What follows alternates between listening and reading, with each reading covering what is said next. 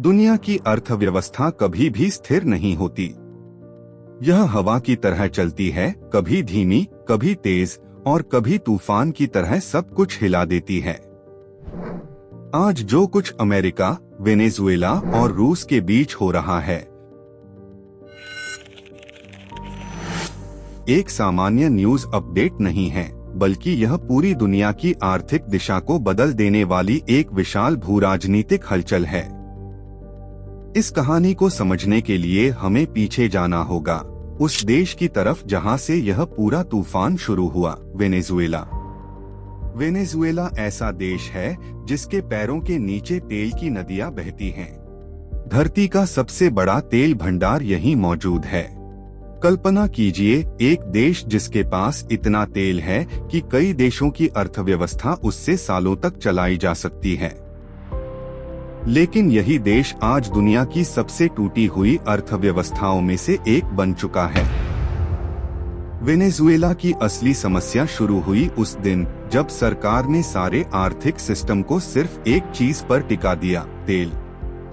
तेल बिक रहा था, पैसा आ रहा था और सरकार ने इसे आसान आय समझकर हर सेक्टर में खर्च कर दिया। लेकिन दुनिया का एक नियम है, कुछ भी हमेशा ऊपर नहीं जाता। 2014 के बाद तेल की कीमतें गिरने लगीं और वेनेजुएला की पूरी अर्थव्यवस्था एक ताश के पत्तों की तरह ढह गई। महंगाई इतनी बढ़ी कि लोग सुबह उठकर मार्केट जाते और शाम तक उसी चीज की कीमत 10 गुना बढ़ जाती। दुकानें खाली थीं, अस्पतालों में दवाइयां नहीं थीं और लोग अपने ही देश को छोड़कर भागने लगे। अमेरिका ने इन हालात के बीच वेनेजुएला पर कड़ी पाबंदियां लगाए, जिससे देश की हालत और भी बिगड़ गई। और फिर आया 2026, एक ऐसा साल जिसने दुनिया को हिला दिया। अमेरिका ने अचानक एक हाई लेवल ऑपरेशन चलाया और वेनेजुएला के राष्ट्रपति निकोलास मादुरो को गिरफ्तार कर लिया। दुनिया दंग रह गई। अमेरिका के मुताबिक उन्होंने लोकतंत्र, मानवाधिकार और क्षेत्रीय सुरक्षा के कारण यह कदम उठाया। लेकिन क्या यह असली वजह थी? नहीं, असली वजह थी तेल। वेनेजुएला के तेल भंडार सिर्फ जमीन नहीं, बल्कि शक्ति का खजाना है। अमेरिका अपने लिए स्थिर, नियंत्रित और सस्ती ऊर्जा आपूर्ति चाहता है। वेनेजुएला इसके लिए सबसे आसान और सबसे बड़ा सोर्स है। इसीलिए अमेरिका ने घोषणा कर दी कि वेनेजुएला से 30 से 50 मिलियन बैरल तेल सीधे अमेरिकी नियंत्रण में लिया जाएगा। लेकिन यह खेल एक तरफा नहीं था। जैसे ही अमेरिका ने कदम उठाया, रूस ने तुरंत प्रतिक्रिया दी। मॉस्को ने साफ शब्दों में कहा कि यह वेनेजुएला की संप्रभुता पर हमला है और इसे स्वीकार नहीं किया जा सकता। रूस ने वेनेजुएला की नई अंतरिम राष्ट्रपति डेल्सी रोड्रिगेज को समर्थन दिया और अमेरिका को चेतावनी दी कि दक्षिण अमेरिका में हस्तक्षेप रूस को मंजूर नहीं होगा। आप सोचिए, रूस इतना एक्टिव क्यों हुआ?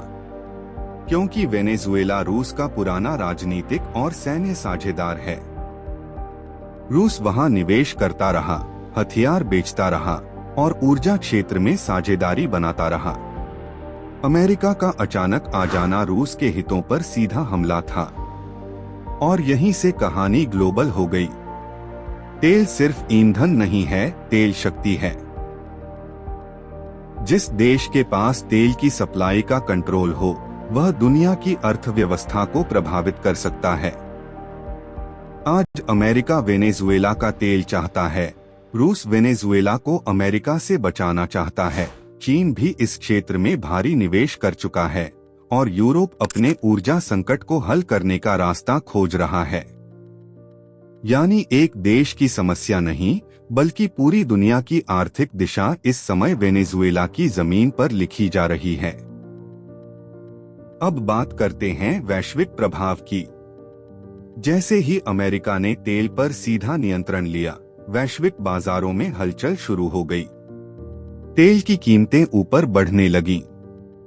जब तेल महंगा होता है तो असर सिर्फ पेट्रोल पंप तक सीमित नहीं रहता।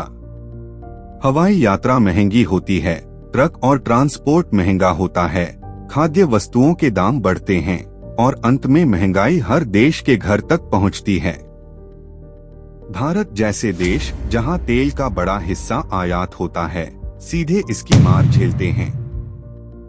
महंगाई बढ़ती है, रुपए पर दबाव आता है और व्यापार घाटा बढ़ने लगता है। विशेषज्ञ इस पूरे संकट को कोल्ड वॉर 2.0 की शुरुआत कह रहे हैं।